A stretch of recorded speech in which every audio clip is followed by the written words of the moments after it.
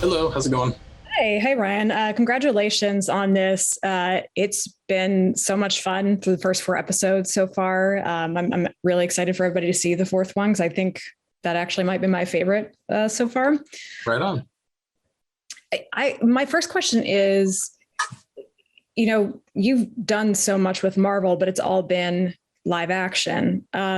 Was it challenging, kind of making the jump to animation? Because you're still kind of doing the concept art and like the visual development and general look, but I imagine that you have to approach it in a different way with animation versus live action. Yeah, no, it was a big challenge, but it was a lot of fun. I mean, I actually moved out to California to get into animation and sort of found myself going towards the live action route without really making the decision to. So when they were talking about doing the series and the idea I was going to get to work on characters that I had previously worked on for the past 15 years. Yeah. And it was going to be animated and we were going to do a style based on J.C. Linedecker. I mean, there were just too many things. I was actually probably too excited and giddy when I was trying to say, hey, how involved could I be? Because I really want to be involved as I could be. I guess for me, a lot of my time at Marvel has been spent creating art and doing designs and solving problems. So in a lot of ways, there's a lot of similarities. Obviously, it's a different style, it's a different tone. We're trying to achieve different things, but we're still trying to solve story problems. We're trying to figure out the tone through the style. We are trying to twist and turn some of the characters that I've worked on for quite a long time. So it's different in that I'm doing a lot more drawing than painting, and I'm actually getting to draw on paper and use pencils and stuff instead of just being in Photoshop all the time. But for the most part, I was, very fortunate to have been part of this team and really happy with the way everything's turned out. Yeah. And I've noticed too, it's interesting because some of the characters look, like pretty much spot on to what they look like in, or very, very close to what they look like in the Marvel Cinematic Universe, where other characters are pretty noticeably different, or a little bit more, kind of like features are less distinct.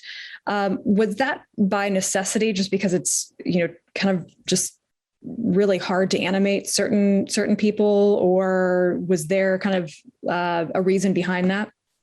Well, I think a lot of the characters from the show, the characters from the MCU, were trying to represent through that filter of J.C. Linedecker, and I think. Yeah. The notion of passing each character through that filter ended up in slightly different places.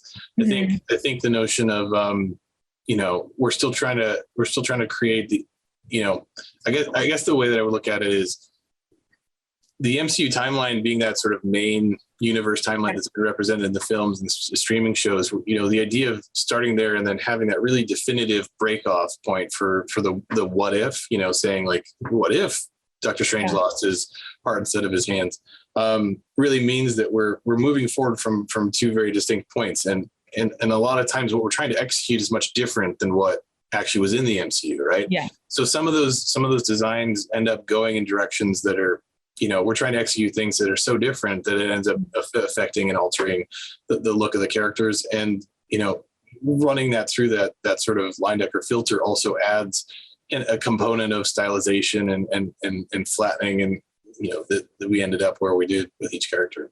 Yeah.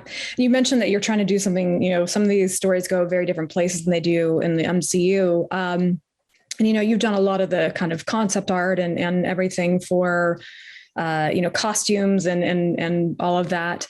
But, sometimes, or a lot of times in live action, not just within Marvel, but with other movies too, the concept or the costumes have to be kind of simplified a little bit from what the concept art shows, just because it's either too difficult or it just doesn't quite translate visually on screen, but you can do kind of exactly what you conceive in animation. Kind of the same with their powers too. Like even CGI kind of still has some limitations with certain powers and things that characters do, but you don't really have those limits in animation.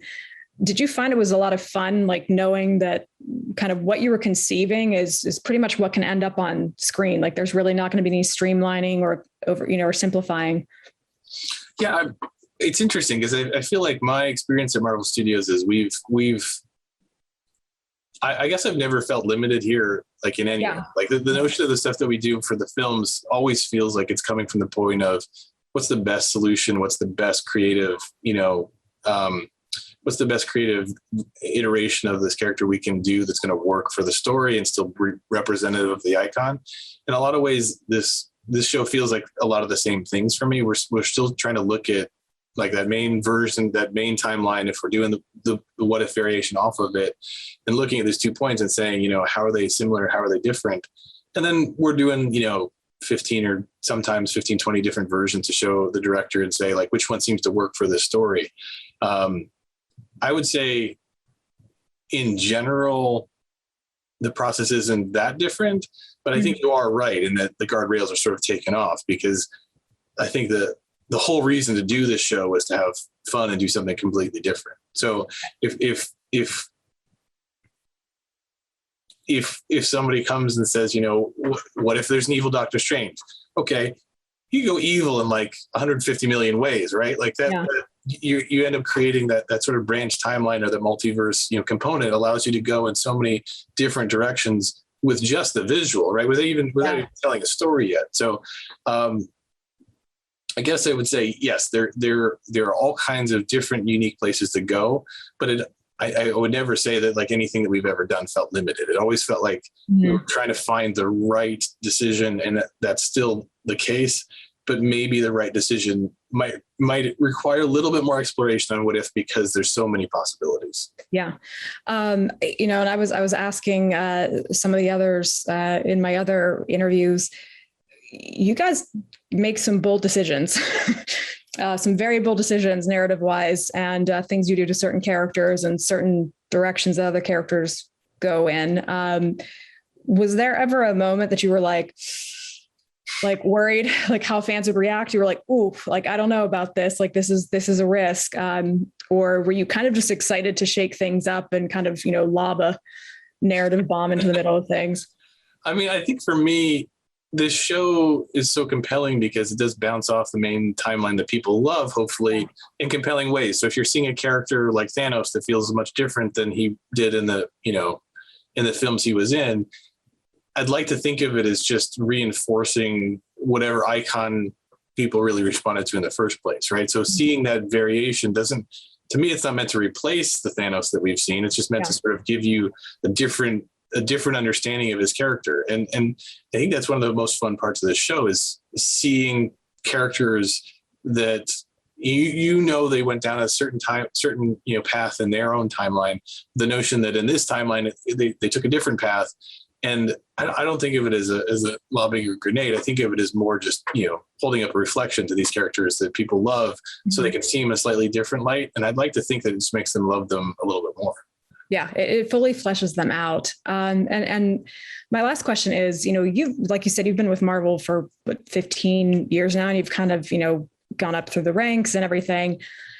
Do you ever have moments where you just kind of look back at everything that Marvel has accomplished, and you've had a really influential hand in that, for the past, 15 years, decade or so. And what does it feel like kind of looking back and seeing this massive sprawling universe that you've all managed to make work, which should not have worked? You guys told comic book story events on screen, and it shouldn't have worked, but it did. Yeah, no, I mean, I think from the first character I've worked on at this place, I've always just felt very fortunate to be in the position that I'm in. And I've never, if you would have talked to me back then, I would have never seen the path that the company gone down. I didn't see the career path for myself. I just was fortunate enough to try and deliver and do the best work that I could along the way.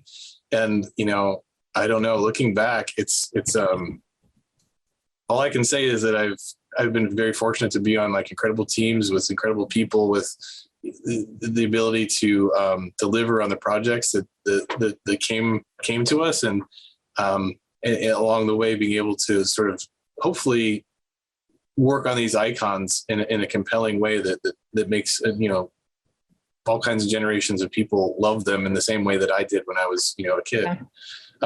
So I don't know. I mean, it's a big question. I appreciate it. You said some very kind things, but it for me, this place is so compelling because we're always trying to push what we can do. And I think